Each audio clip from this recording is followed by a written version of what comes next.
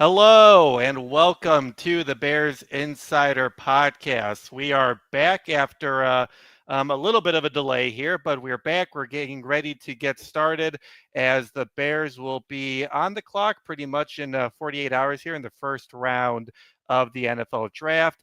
I'm Michael Dwojak here with Joe Aguilar. We've got a lot to talk about. It's been a minute since we talked with you folks, but we're excited to be back. Just a quick moment here before we get started. Obviously, Sean Hammond is no longer with us, sadly. Spent a lot of time here, helped build the podcast, helped build our Bears coverage over here. But wanted to say thank you to Sean and wish him all the best as we move forward here with the Bears Insider Podcast. But we're excited to have Joe here. And Joe, I mean, we haven't gotten a chance to talk to the folks since the Bears made all these free agent moves. I guess I'm curious to know, just to start things off with you, before we get into the draft here, is what have you thought about what the Bears have done so far this offseason? Yeah, I mean, I think it's been a great offseason, starting with the hiring of the head coach Ben Johnson, and I think we've already immediately seen what kind of impact he's going to have. Now, whether it translates to wins, we'll have to see. But certainly, upgrading the offensive line, getting a veteran like Joe Tooney, who's not only great but he's very durable, and I think that was especially after what we saw the last year in 2024 with the Bears offensive line, all the injuries, and just not having a steady presence on the O line, with all due respect to Darnell Wright, who's only in his second year last year. So Tooney, I like the acquisition of Jonah Jackson. The only question, I guess, with him is durability. He played only 4 games last year, was benched a couple of years ago. I mean, he was very good for the Lions. So, but I like that move. They had addressed that, and then getting the center too was obviously key. So off to a good start. I think they addressed some little needs. Io Odangbo was a good move, I think, too. But I don't think they're done adding to that D line. So we'll see what shakes on here the next 2-3 days.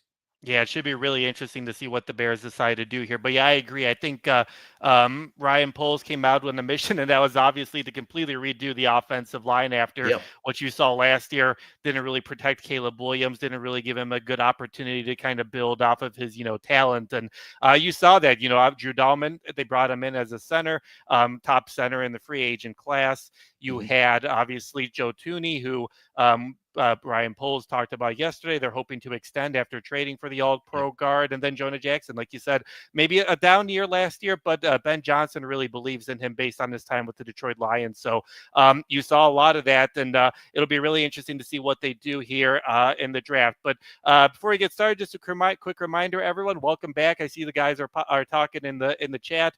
Glad to be back with you guys. That you can make sure to like and subscribe. Let me see if I can do the like Sean used to do. No, it doesn't work. All right, we'll see what I have to ask Sean what he did to make that thumbs up work for him. But make sure you like us. That's the best way to kind of help grow the brand, to grow our grow the people who are able to see us. And we're excited to get back here and kind of get things going. So, Joe, yesterday on Tuesday, Ryan Poles, Bears GM, and Ian Cunningham talked with the media before the draft. He talked about some of the stuff you're just kind of like, okay, like some of this is just, executive speak before the draft, obviously. But some of the stuff was pretty interesting as well. And I think one of the most interesting things he said on Tuesday, Ryan Poles, was that it's going to get wild pretty quickly. Obviously, every team in the first round so far still has their original draft pick, which is really rare at this point. Obviously, less than 2 days before the draft, but he thinks that it's going to get pretty wild pretty quickly.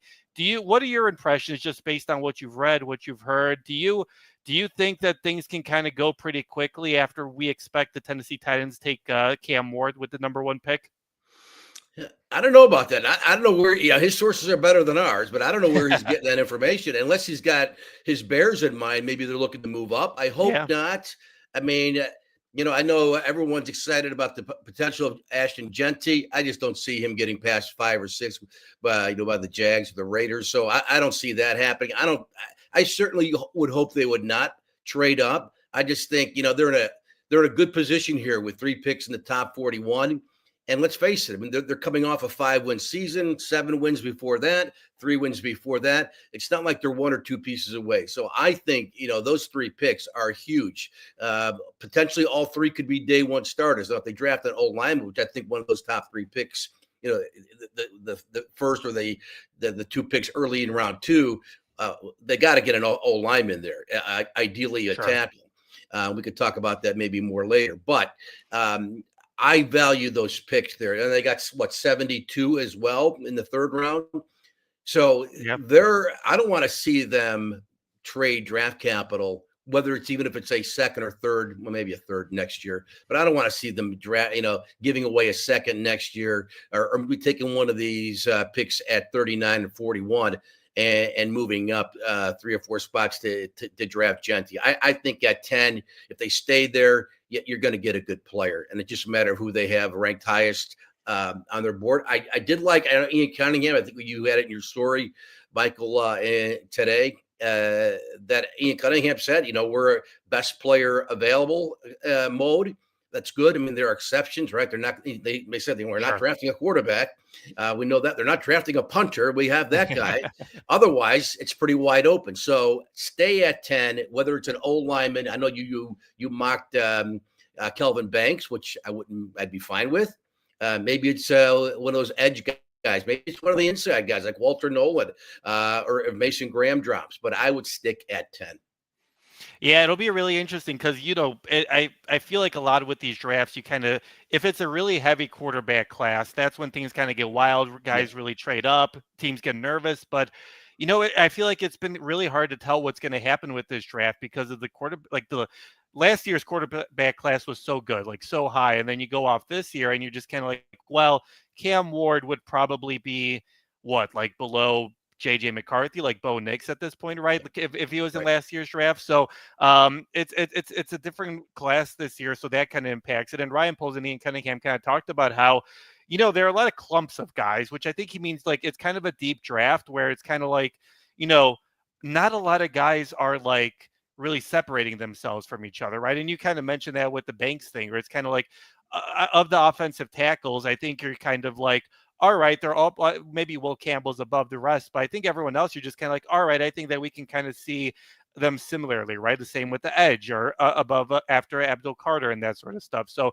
I think that'll be really interesting just to kind of see our team's going to be able to move because of there aren't a lot of quarterbacks that are really worthy of drafting up for it, but also it seems like everyone's just kind of similar to each other, like grade wise. So I am curious to see what they're able to do with that front. But so you kind of alluded to this a little bit earlier, Joe. Are the Bears going to trade up? Are they going to trade down? If you are in Ryan Poles' shoes right now, what are you doing? Are you drafting up like some people have said? Are you trading down, or are you just staying put with where you're at?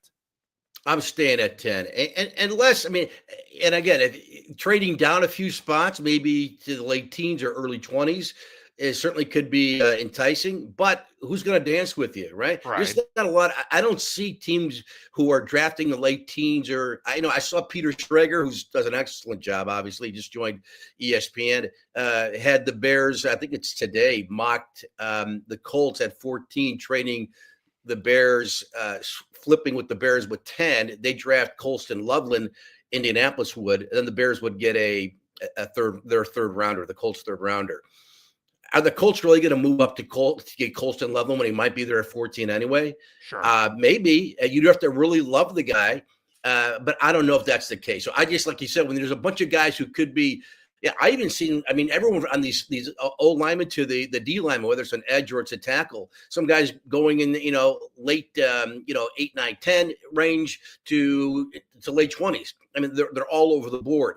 The 3 tackles I think are pretty clear. It's Will Campbell, Membu, and Kelvin Banks. But you take a guy like Josh Simmons at Ohio State, who's now is mocked maybe to late first, when maybe he might be the best tackle. If he had not got hurt last year at Ohio State with the knee, maybe he's the best offensive tackle in the group. But you're not going to draft him at 10. I wouldn't think so. But I just don't see who's going to move up to 10 unless you're absolutely like if Genty falls to 10, I think the Bears are taking him.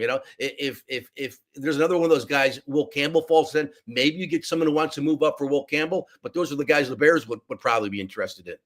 Yeah, for sure. It's really interesting how this is all going to kind of, kind of unfold here. As like you mentioned earlier, I went through the scenario kind of earlier last week or this week. I can't remember when it published, but I went through the Bears draft scenarios going up and down, and it was interesting kind of looking at it. But at the same time, the biggest thing we've kind of heard throughout this whole thing is, you got to have a partner to trade with, right? Like you can't just force teams to make trades with you if they don't want to. I think we've seen a lot of reporting where the Browns and Giants are kind of trying to get out of that 2 and 3 spot and trying to, maybe build up their draft capital. I don't know if anyone's really draft coming up to there. Maybe someone believes in Abdul Carter and they're like, all right, like I'll send whatever, a first round pick, maybe a second round pick just to get up there and, get what many people expect to be a generational edge rusher. But it'll be really interesting to see. And I think it's really hard to find a draft partner at this point.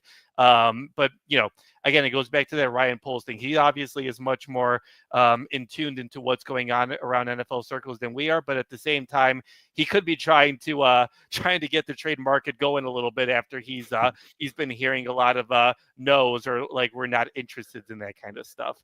Yeah, and I do think, Michael, I'm sorry, I do think he does have a history, not in the first round, but in the later round, second, third round, packaging those picks, moving up, moving back. So maybe something there. So will they, come the end of Saturday night after the draft is over, will they be sitting, end up taking, taking their picks at 10, 39, 41, 72. I think those later picks, we could see some shuffling there, moving up, moving back. But I don't think things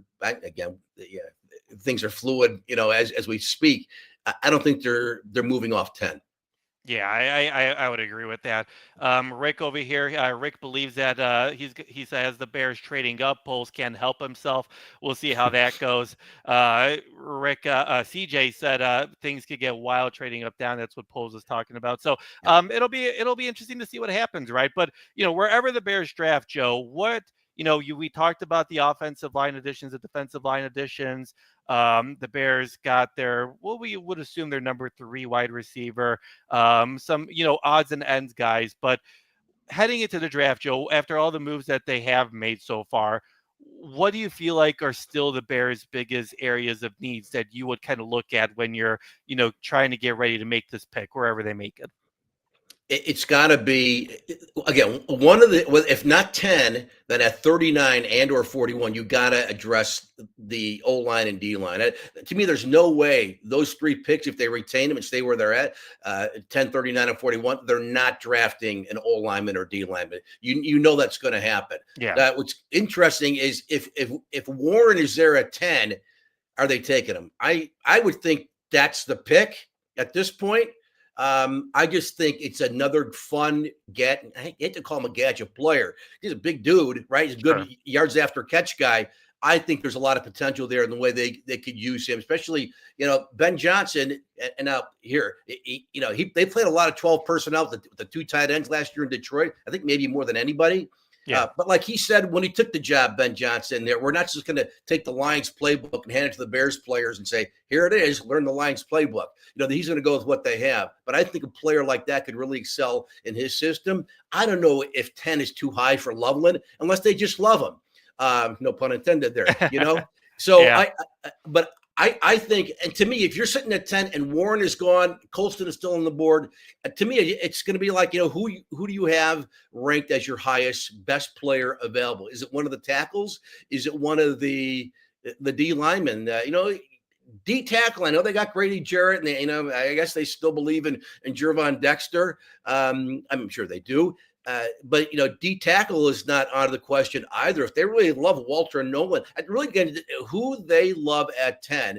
And if the tackles that you don't like any of the tackles, you think you can get a tackle in round 2, he wouldn't be a day 1 starter likely, especially with Braxton Jones, assuming the ankle is good and he's ready to go day 1. But I think you've got to address the lines. And really, again, as I mentioned before, other than quarterback and punter, You need help everywhere, right? They Yeah. can use it as a linebacker. They can really use a safety. I mean, right? I mean, I love Jaquan Brister, but the concussions have to be concerned. And if he can't Yeah. go or he gets another one, who's your backup? Who's your backup at safety again? So I'm not saying they're going to take it safety at 10 or maybe even. I think it's on the board though, potentially in round 2 with the 2 picks. Yeah, they're like you mentioned, obviously a team that goes 5-12. Yeah, they get Ben Johnson and they have Caleb Williams, but there's still a lot of things you got to address here for a team Yep, that did go 5-12 last year. exactly. Let's talk about one of the most interesting things I think Ryan Poles said and Ian Cunningham kind of added on to it yesterday was we mentioned the tackle spot, right? Like we talked about Will Campbell, Armand Membu, Calvin Banks, Josh Simmons, Connor Leaf out of Oregon.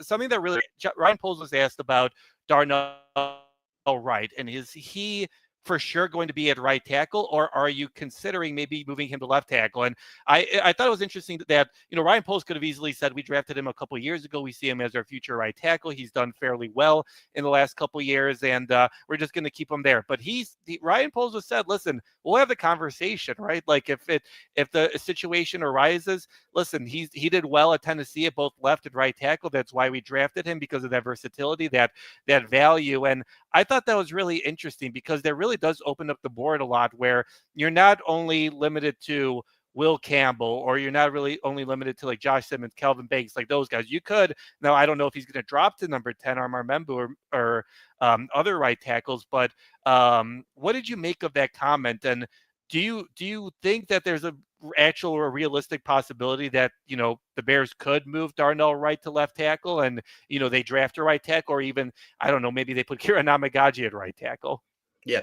I don't think they're moving Darnell right now. Again, you have more insights and insider information at Hallis Hall than I do. But I just look, like, right tackle is not broken. Is he a Pro Bowl player, an All Pro player? No, not now. But he might be. He could be.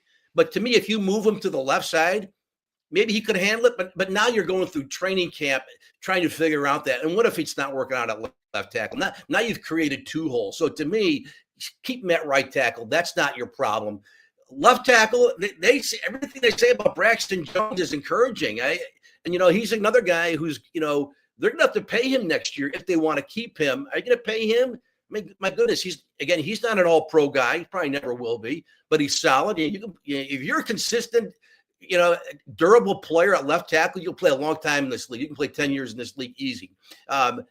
So they might have to address that issue. And Kieran Amangaji, I mean, he's a 3rd-round pick last year. I mean, it's way too early to call him a bust, but they got to see more from him, obviously, in 2025. So I don't think, and I think Poles, they got to say, like, all options are on the table. They can't say we're not going to draft a right tackle. And if Membu's a right tackle, then maybe someone's like, well, we like Membu at 10. Maybe we trade up to get him. Well, the Bears aren't going to take him at 10. They already said they're not going to move him. So I think you got to say that. So I think he said the right thing, but I'd be shocked if they moved Darnell Wright off right tackle. I just say that's not broken. Leave it alone.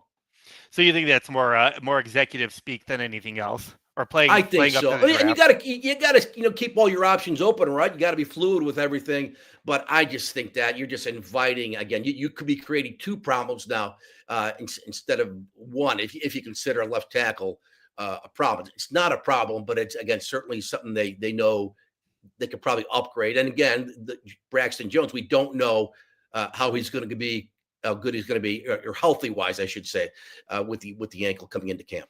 Yeah, it'll be interesting to see. And I was kind of interested by that as well. It's just something that, maybe it is more fodder, and maybe it's just like, oh, listen, I'm going to put this out there that makes us more available for trades, that puts us more on the boards and Mhm. that kind of stuff. But yeah, I think I'm kind of in your camp when I kind of think about this. With them, you're just like, you've got 3 new interior offensive linemen. They're completely new. You got a right tackle that has some experience. You need as much cohesion as much as you can, Exactly. right? Like that's Yep. obviously the key to an offensive line working so well. And you heard that a lot from a lot of the former Bears coaches last year, where the offensive line struggled because, so and so got hurt, right? Like different guys got hurt. You had to shuffle in a lot of different guys into different spots, and you never really got that cohesion with the rookie quarterback. So, part of the argument could be like, well, listen, like Darnell Wright, you could just put him in the left tackle, and then that's your unit, and then you plug in whoever you get into right guard, into right tackle. But yeah, I would agree with you. I think you need as much cohesion.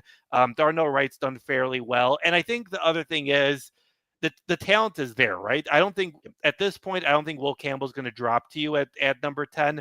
But I do think a lot of people are encouraged by Calvin Banks, by Josh Simmons, by Connerly. So I think you can find yourself a starting left tackle if you needed to. And then also Ian Cunningham mentioned they like what they have with Braxton Jones and Kieran Amagaji in the room.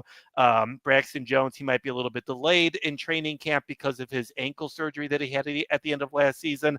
I don't think the Bears are at all worried about what happened last season to Kieran Amagaji because, I mean, frankly, they put him in a terrible spot in his only start of the year. He didn't have a whole off season to get ready. It seems like that hasn't phased them at all, and I don't think it should phase them because it was a tough spot to put him in, and he's a developmental guy, and you never really expected him to go. So, yeah, I think it'll be interesting to see what they end up doing at that spot. I guess, are you more? You mentioned that Ian Cunningham, playmaker, non-playmaker, kind of comment about positions in need or not. If the top 9 go in a format where somehow Mason Graham drops or Membo drops, or you still have Melvin Banks there, or you can get a Tyler Warren kind of guy. Are you going for the line, or are you going for the playmaker to add into Ben Johnson's offense? Good question. I think it strictly depends on who they have ranked highest on their board at that point. If they all could be intriguing prospects, right? You're going to get a good football player at 10. Sure. You should. If you mess it up, well, you're probably going to be out of a job in a couple 3 years, right? Yeah. You can't keep missing on top 10 picks. Now, last year they seemed to got it right? I mean, everyone, there's no concerns about Caleb Williams or Rome Odunze. The arrow's certainly pointing up on those guys. So you got that one right. Darnell Wright looks like a good pick from 2 years ago. The Jalen Carter thing, we can talk about that for an hour. But you got the pick right, it looks like, with Darnell Wright. But they got to get this right at 10. And to me, it's just who do you have at that point ranked highest on your board, knowing O-line has got to be in play and D-line is in play. And if all the tackles or the edge guys or the D tackles, I mean, I don't know the D tackles who's really going to go in the top 10. Potentially Nolan, although he could slip to. You just don't know. Do you have Warren rated higher than any of those potential O linemen or D linemen? And that's what it depends on. And they know more than we do, right? So you have to trust them that they know what they're doing. And I mean, Ryan Poles, the jury is still out. Look, the trade for DJ Moore in Carolina 2 years ago, and that's going to be an all-timer.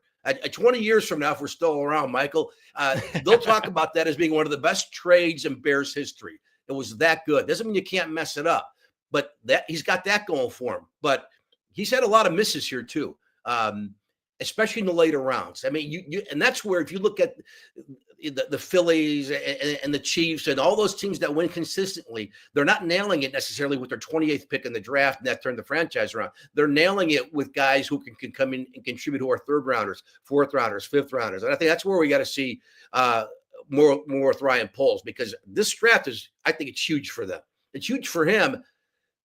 Just because, again, I mean, look, this is year 4 for him, going into year 4, right? I mean, you're coming off, I know he inherited a mess when they went 3-14 in 2022, but then, 7-10, 5-12. You can't keep picking in the top 10 and saying we got everything right where we want it. So I think it's a huge year and a huge draft year. Everything looks good so far. We talk about winning the offseason and all that. That looks really good, especially with the acquisitions they made with Tooney and Jackson and Dahlman, as we mentioned, and Odengbo. But you got to nail this draft again to get out of this funk and this non-playoff, this playoff drought that they're in.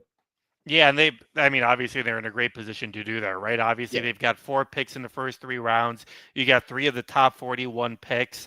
It'll be interesting, and that kind of plays a role into what my thinking. You mentioned that mock draft that I had, and I had Calvin Banks being taken at the number 10 pick, and my mindset's kind of been at I think you've addressed the offensive line and the defensive line, right? But I think you can do more. And I think if you have the grades as where you think that these guys are can compete at a higher level than you could get in the second round, then I think you got to make that move, right? Because offensive line wise, Joe Tooney, you think you're going to have him in an extension. That's good. Drew Dahlman, you're encouraged by what you've seen. Jonah Jackson, you think you can rebound, but you still need to build for the future, right? Like at some point, Joe Tooney's not going to be an Yep, all-pro exactly. guard for 5 or 6 years, right? Like he'll Yep. be a good leader for the next year or two, but after that point, eventually, offensive linemen they break down, right? And you really need to reinforce that. So I've really been on getting to the lines because I don't think you can have enough talent there, offensive or defensive line. You got Grady Jarrett. Obviously, he's good. I mean, he killed his news conference right when he was introduced. Like he made everyone laugh, and that was great. And he's obviously going to be a great leader. But obviously, you've seen the numbers decline a little bit. He's 32 or 31, and that's only going to get a little bit lower and lower.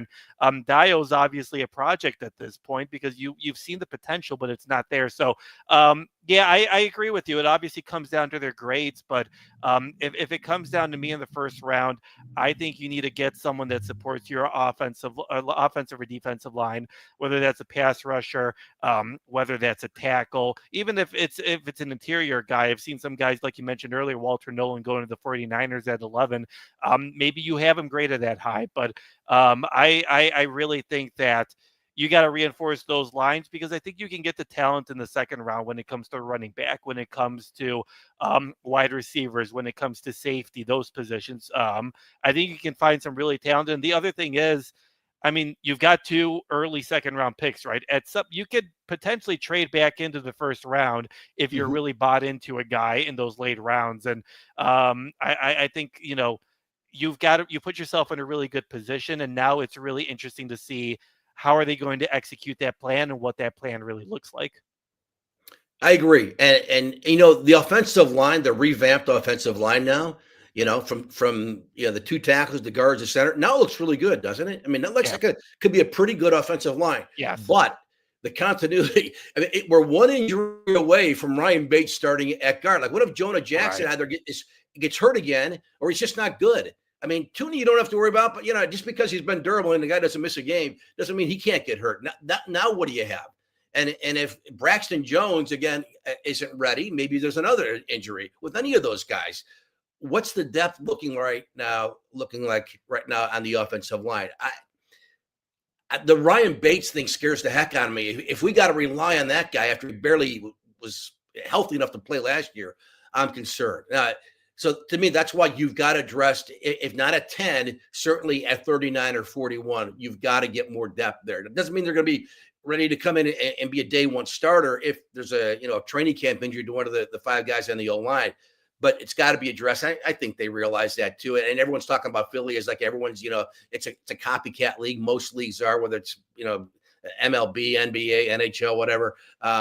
It's a copycat league. So, and that's where they build, right? They just keep layering D linemen at you and O linemen, but especially on the D line. That's why I also think, they're going to address the D line at some point with those picks. So I think you're going to draft both lines with those top three picks, with 10, 39, and 41. But then it's where else do you go? We haven't even talked about running back yet.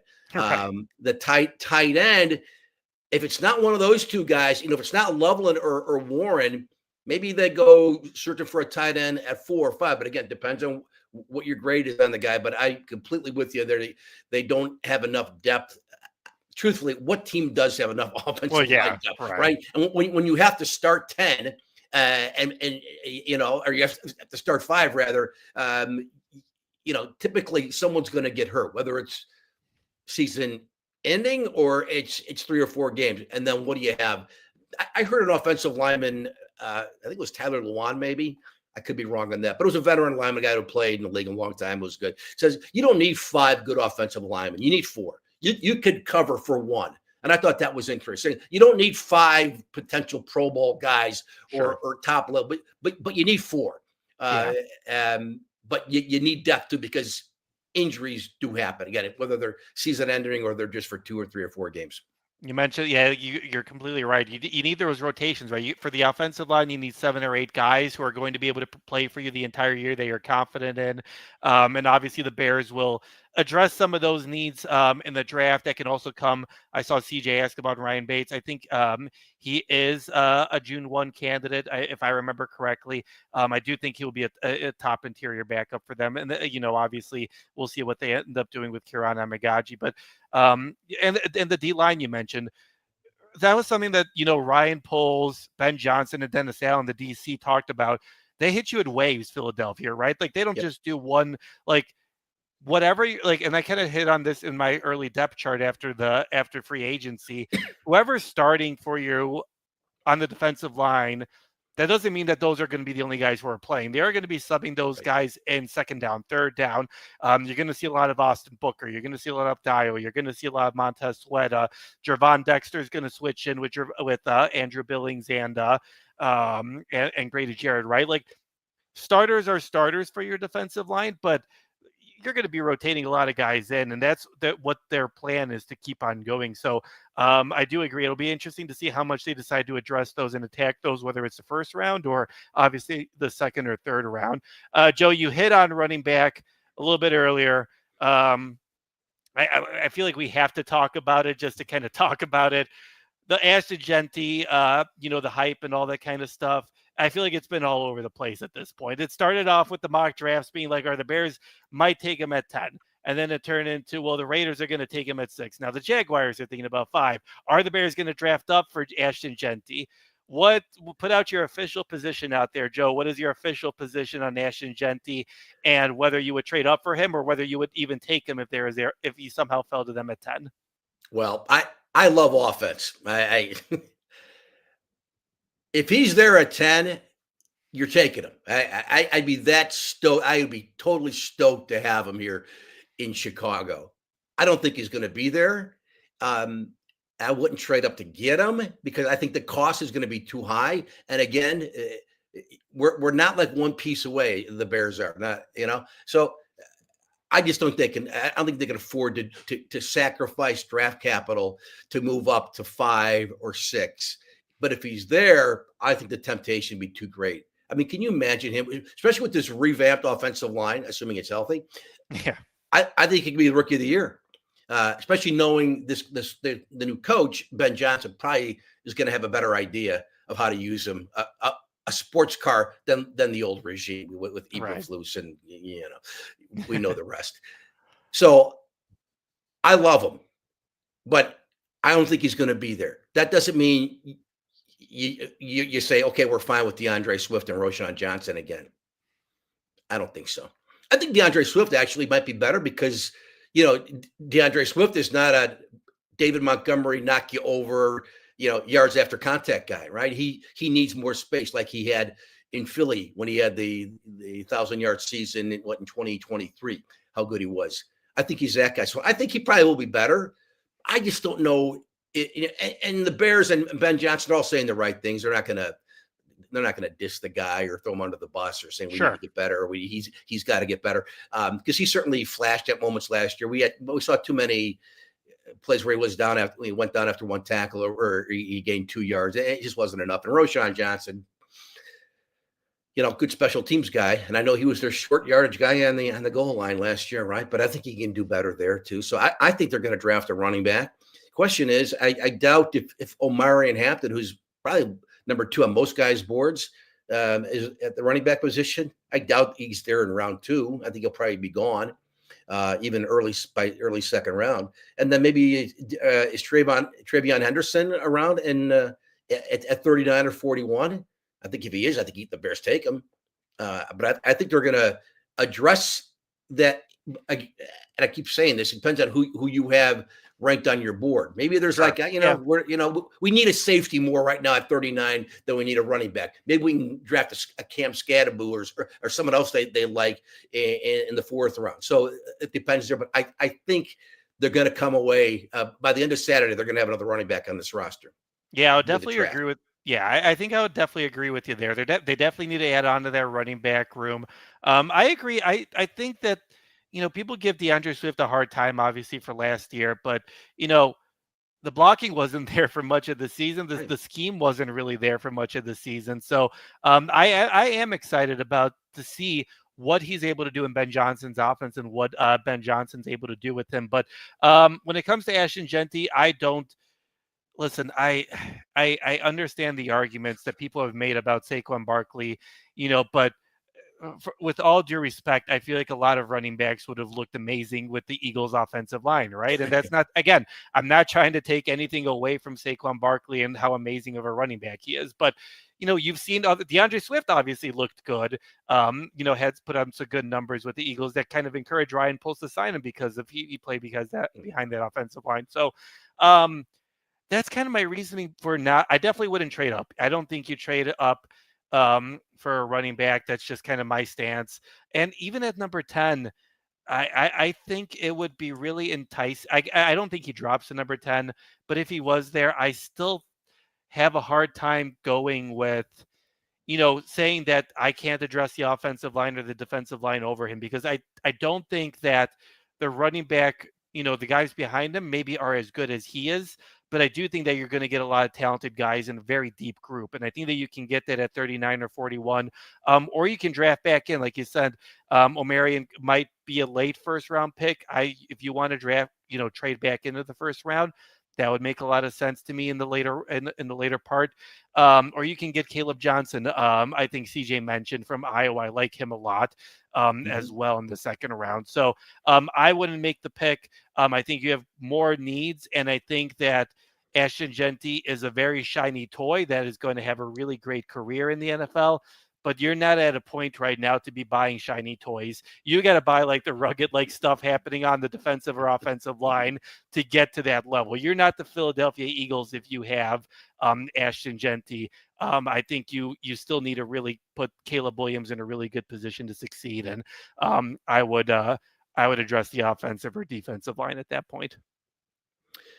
Yeah, what you're saying makes sense. I just think, if you look at people's, the guys who do this for a living, their draft boards, and who they have is like just forget about need wise and position wise, the best players available. Yeah. Genty's in everybody's top 5, right? Yeah. So if he's sitting at 10, he somehow drops to 10, and maybe your best offensive lineman, you have 18. The value there is better for Genty, maybe than you for sure. Then you draft O-line at 39 and or 41. Maybe go 2 O linemen there. I don't know if they would draft 2, but point being, if you think the value there, or maybe someone says we have to have Ashton Genty, and he's still sitting there at 10, and the Bears will trade that pick, then maybe there is a dance partner suddenly because all of a sudden he dropped. But it have to be that kind of guy to see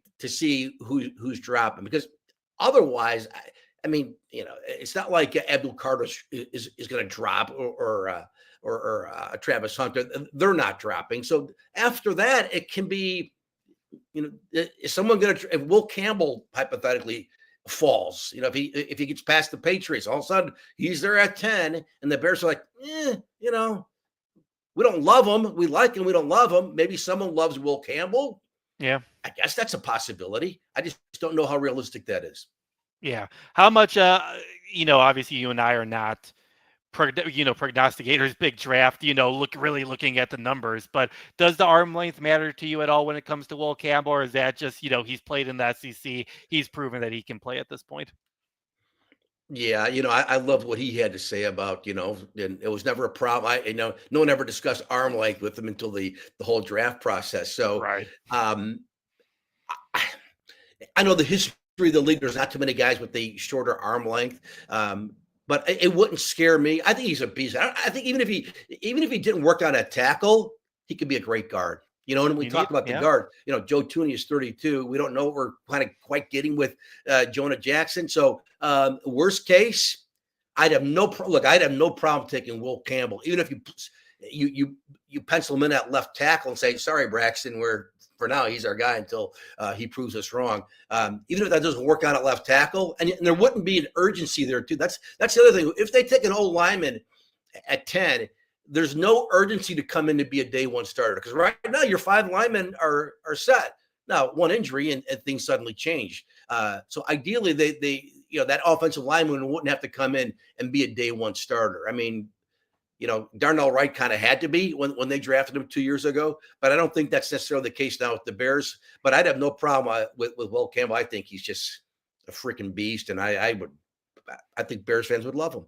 Yeah, for sure. I think they would love him too. The problem is he going to drop that far at this point? It seems like I the don't think Patriots so. are in love with him at this point at 4.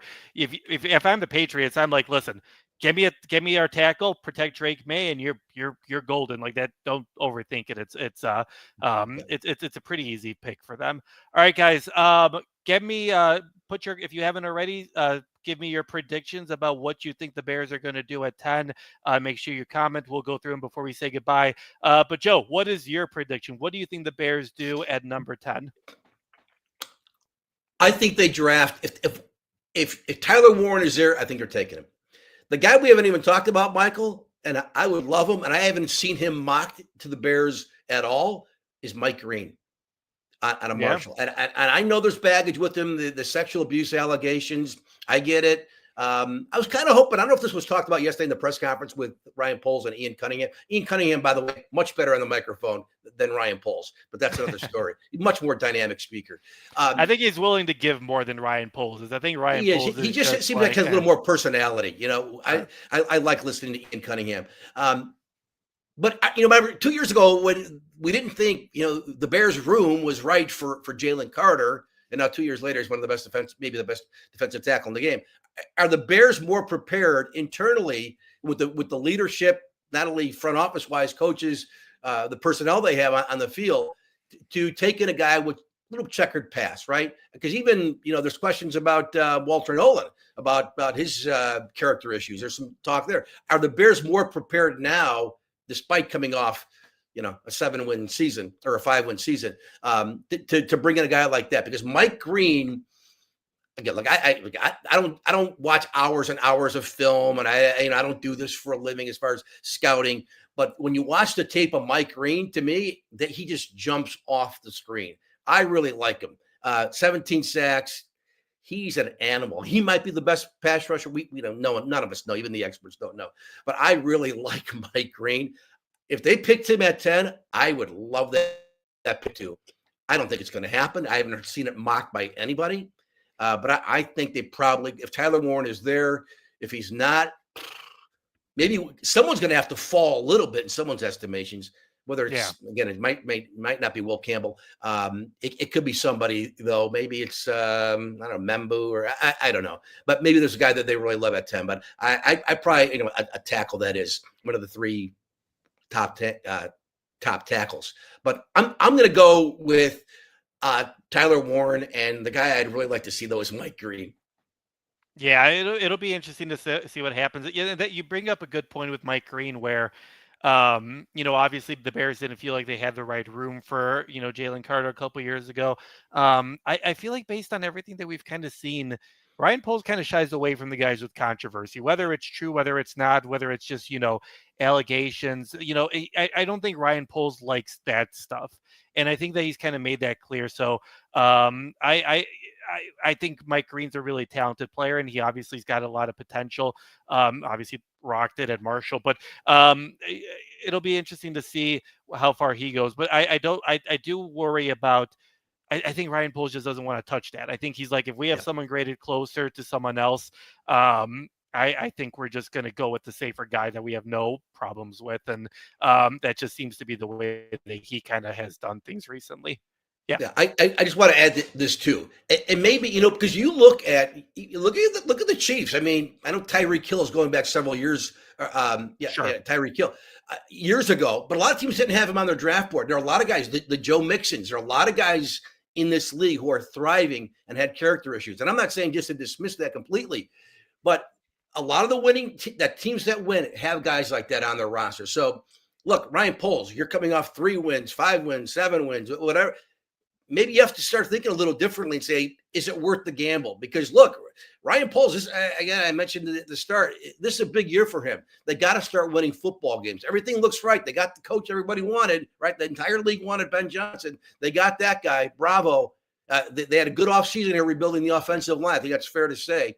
Whether, we'll see, but it certainly looks like they've had a good offseason again. So maybe it's time to think a little more outside the box and go, you know what?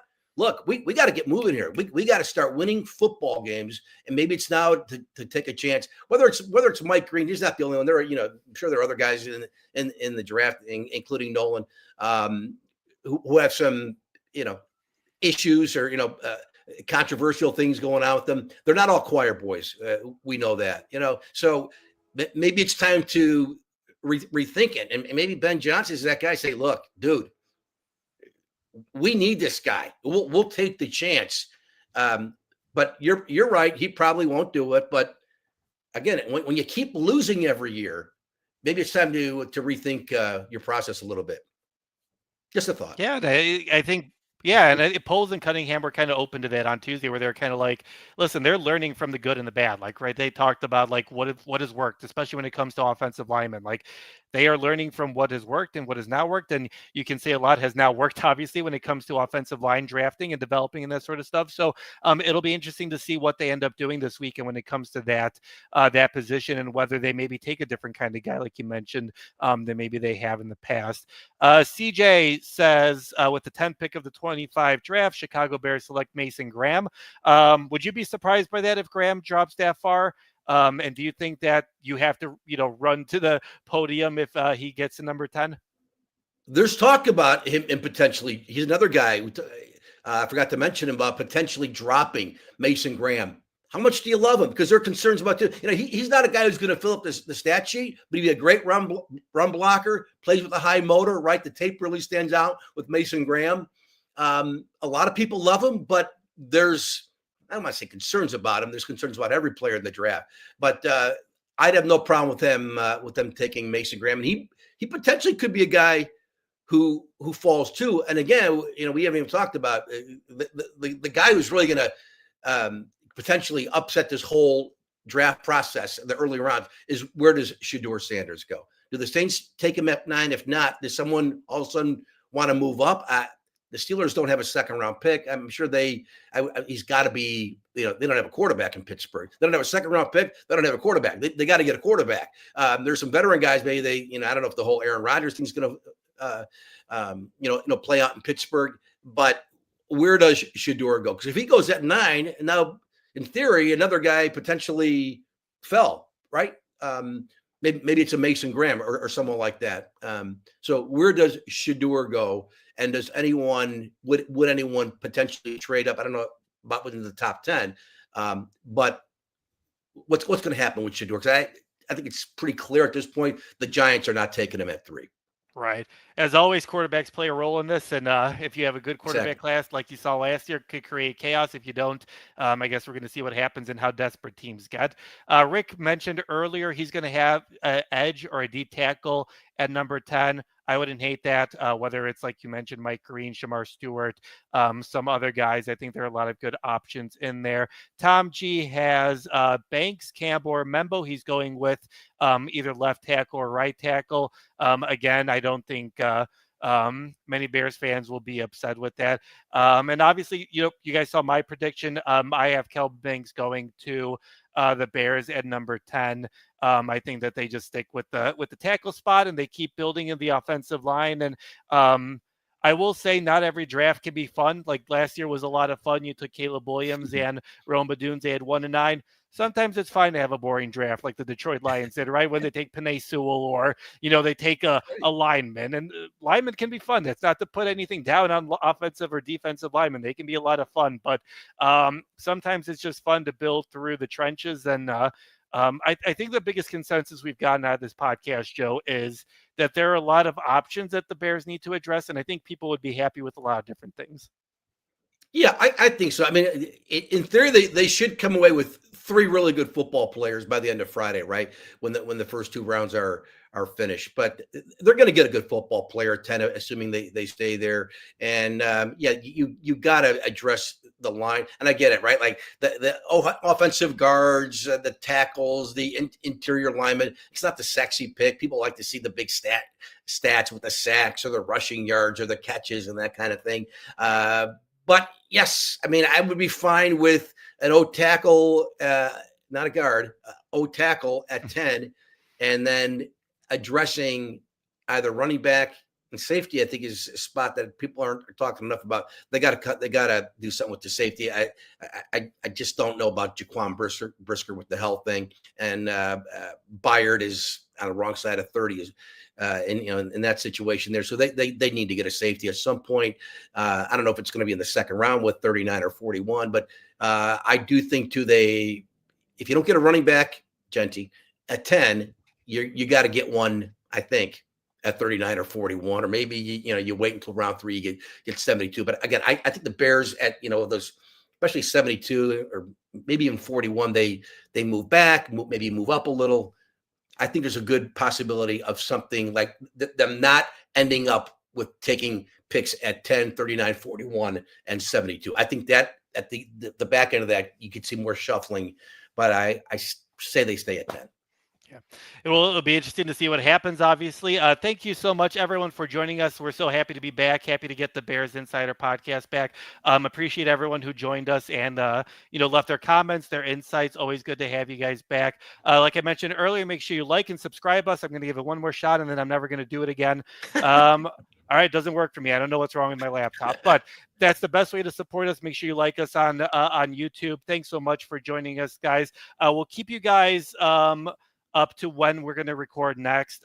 Maybe we'll do a Friday morning podcast before everything happens on with the interviews at Hallis Hall, or maybe we'll just do a general draft wrap up at the start of next week. But make sure you follow our accounts and make sure you follow the Bears Insider, and we'll keep you guys up to date as to what our plans are and when we're going to be talking to you next. But thanks so much for joining us this Wednesday morning. Hopefully you guys enjoy the draft. Hopefully it's a fun experience for everyone, and we will talk to you guys down the road.